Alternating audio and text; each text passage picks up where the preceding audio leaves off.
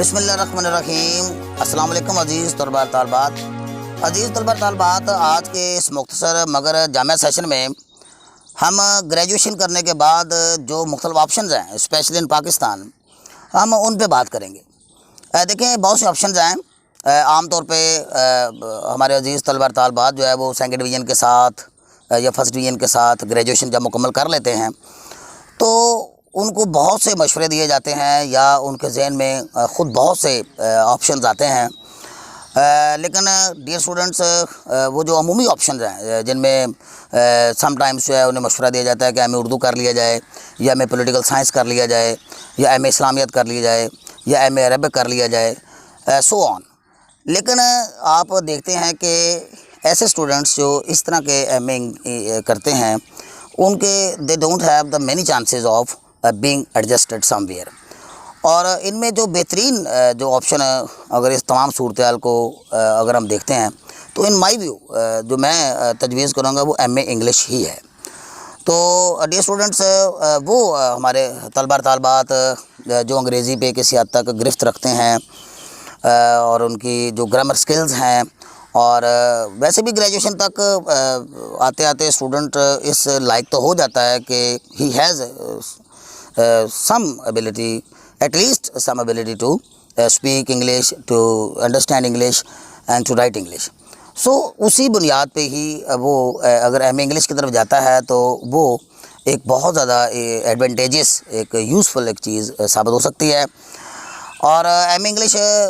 भी मैं जो समझता हूँ वो ये है कि स्टूडेंट्स को प्राइवेटली एम ए इंग्लिश कर लेना चाहिए। रेगुलर भी एम ए इंग्लिश होता है, लेकिन रेगुलर हमारे एक तो नंबर ऑफ़ कॉलेजेस हमारे पाकिस्तान में बहुत थोड़े हैं, और फिर एक दूर दूर फासले पे कॉलेजेस पढ़ते हैं, और जिसमें हमारे अज़ीज़ तलबा तालबात को ख़ुसूसन हमारी जो फ़ीमेल स्टूडेंट्स हैं उनको कॉलेज तक अप्रोच करना जो है वो बहुत मुश्किल हो जाता है। और जो प्राइवेट अदारे एम इंग्लिश करवा रहे हैं दे कॉस्ट टू मच, और हमारे मोस्ट ऑफ़ द स्टूडेंट्स जो हैं ग्रेजुएशन के बाद आप देखते हैं कि they don't have the affordability, और फिर एक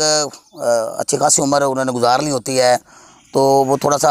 हेजिटेशन भी फ़ील करते हैं कि वालिदैन के ऊपर जो है वो मज़ीद जो है वो बोझ ना डालें। तो वो थोड़ा सा इसलिए ग्रेजुएशन के दौरान ही हमारे अमूमी तौर पे हमने देखा है कि वो ग्रेजुएशन के दौरान जो है वो कहीं ना कहीं जॉब जो है वो करना शुरू कर देते हैं। तो उससे ये होता है कि उनकी जो उनके पास जो वक्त है, टाइम है, वो कम होता है, और फिर वो आगे पढ़ना भी चाहते हैं। तो मेरे ख्याल में एम ए इंग्लिश प्राइवेट जो है वो करना ही एक बेहतरीन ऑप्शन है, और वो भी मैं ये रिकमेंड करूँगा। वैसे तो हमारे यहाँ सरगोदा यूनिवर्सिटी से भी एम ए इंग्लिश हो रहा है प्राइवेटली, और पंजाब यूनिवर्सिटी भी एम ए इंग्लिश करवा रही है, और हमारे कुछ यूनिवर्सिटीज़ और कॉलेजेस ऐसे भी हैं जो सेमेस्टर वाइज जो है वो एम ए इंग्लिश भी करवाते हैं। नमल यूनिवर्सिटी है, जैसे एजुकेशन यूनिवर्सिटी है, लेकिन उसमें भी फिर जाहिर बात है कि स्टूडेंट्स को डेली कॉलेजेस की तरफ अप्रोच करना पड़ता है, उनको ट्रैवलिंग एक्सपेंसेस करना पड़ते हैं, और फिर उनको बुक्स परचेज़ करना पड़ती हैं, और बहुत सा जो है वो मैटर जो है वो इकट्ठा करने के लिए उनको इंटरनेट की एक सहूलत जो है वो भी हरदम अपने पास दस्तयाब रखना पड़ती है। इसलिए डियर स्टूडेंट्स, मैं रिकमेंड करूँगा कि आप एम ए इंग्लिश करें। बहुत अच्छा सब्जेक्ट है एम इंग्लिश, और इसके बहुत से हमारे करियर में इसके बहुत से फ़ायदेमंद चीज़ें हैं, और एक अच्छी जगह आपकी एडजस्टमेंट हो सकती है। आप हमारे अदाद-ओ-शुमार उठा के देख लीजिए कि नंबर ऑफ़ वैकेंसीज़ जो है वो ज़्यादा जो है वो जो की गई हैं वो एम ए इंग्लिश के हवाले से ही की गई हैं, और मुख्तलिफ़ डिपार्टमेंट्स में जो है वो वैकेंसीज़ आती रहती हैं एम ए इंग्लिश की। और आप खुद देख सकते हैं कि एम ए इंग्लिश वाले जो स्टूडेंट्स होते हैं उनको नौकरियां खुद ढूंढती हैं।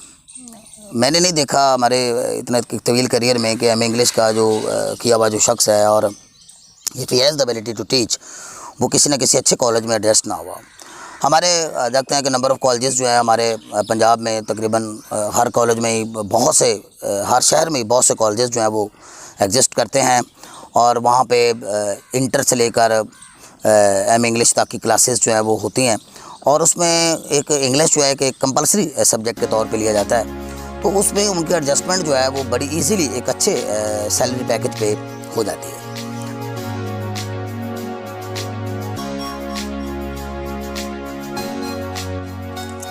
अलावा भी डियर स्टूडेंट्स जो है हमारे यहाँ में इंग्लिश जो है वो अगर आप अच्छे तरीके से इसको क्वालिफाई करते हैं, इसको आप रीड करते हैं, इसमें चूँकि आपने दुनिया के मुख्तलिफ जो ममालिक हैं उनका लिटरेचर आपने पढ़ना होता है, इससे आपके एक तो नॉलेज में बेपनाह इजाफ़ा होता है और मुख्तलिफ अदवार में आप मुख्तलिफ ममालिक के अंदर जो उनके जो समाजी हालात हैं या उनके जो माशी हालात, उनके जो सियासी हालात हैं, उनसे भी आपको एक आशनाइसी होती है। और फिर आपके जो अंग्रेज़ी का जो लेवल है वो ऑटोमेटिकली रेज़ होगा। ज़ाहिर बात है कि ऑटोमेटिकली आपकी अंग्रेज़ी जो है वो इम्प्रूव फॉर्म में आएगी और जिससे आगे चल के आप जितने भी पाकिस्तान के अंदर जो कम्पिटिटिव एग्ज़ामिनेशंस होते हैं, PMS है, CSS है या PPSC है, ये जितने भी आप मुख्तलिफ एग्ज़ाम्स जो हैं वो अच्छे एक करियर के लिए आप जिनका इंतखाब करते हैं, उनमें आपके लिए एक साउंड बेस का ये किरदार अदा करती है। और चूँकि अंग्रेज़ी ही एक क्राइटेरिया सा बन गया हमारे यहाँ एक सोशल सिंबल के तौर पे भी कि लोग जो हैं वो इंग्लिश करने वालों को थोड़ा सा कदर की निगाह से भी देखते हैं। और तो इस लिहाज से भी ये हमारे लिए एक बहुत ही एक यूज़फुल एक ऑप्शन है और एक बल्कि मैं ये कहूँगा कि एक वंडरफुल ऑप्शन हमारे लिए। और इसमें अगर आप थोड़ा सा टाइम निकाल के, अपनी एनर्जी निकाल के और थोड़ा सा आप अपने करियर के लिए इसको फोकस करके आप जो है वो एजुकेशन हासिल करते हैं, एम इंग्लिश कर लेते हैं, तो इसका आपको बेतहाशा जो है आगे चलकर फ़ायदा होगा।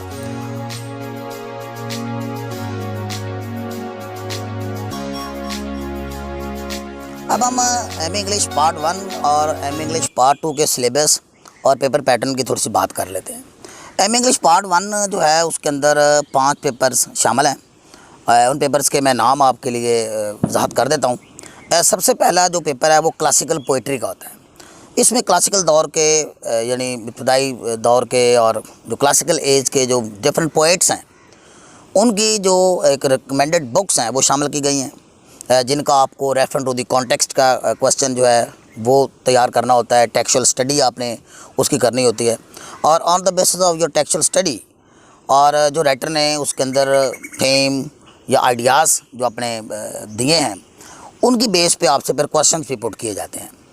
तो यूँ क्लासिकल पेपर्स में आपके 4 to 5 ऑथर्स जो हैं यानी 4 to 5 पोइट्स जो हैं वो शामिल हैं, जिनको आपने रीड करना होता है और उनका क्रिटिकल एनालिसिस जो है उनका आपने करना होता है। इसके बाद दूसरा पेपर क्लासिकल ड्रामा का है। तो पार्ट 1 में जैसा कि मैंने आपको बताया कि पहले क्लासिकल पोइट्री का पेपर है और फिर क्लासिकल ड्रामा का पेपर है। अब क्लासिकल ड्रामा के अंदर जो है क्लासिकल दौर के जो ड्रामाटिस्ट हैं, जो ड्रामा निगार हैं, उनकी रिकमेंडेड बुक्स जो हैं वो शामिल हैं। ऐसे ही जैसे क्लासिकल पोइट्री है, ऐसे क्लासिकल ड्रामा में आपको मुख्तलिफ ड्रामास और प्लेस जो हैं वो डिस्कस करने होते हैं, उनकी टेक्सचुअल स्टडी करनी है और on the basis of your textual study analysis आपने क्वेश्चंस को भी अटैम्प्ट करना होता है। इसके बाद जो तीसरा पेपर है वो क्लासिकल नावल है, यानी आपने क्लासिकल एज के जो नावल की उम्र इतनी ज़्यादा नहीं है, कुछ 400-450 साल इसकी उम्र बनती है, तो उसके जो इब्तदाई दौर के जो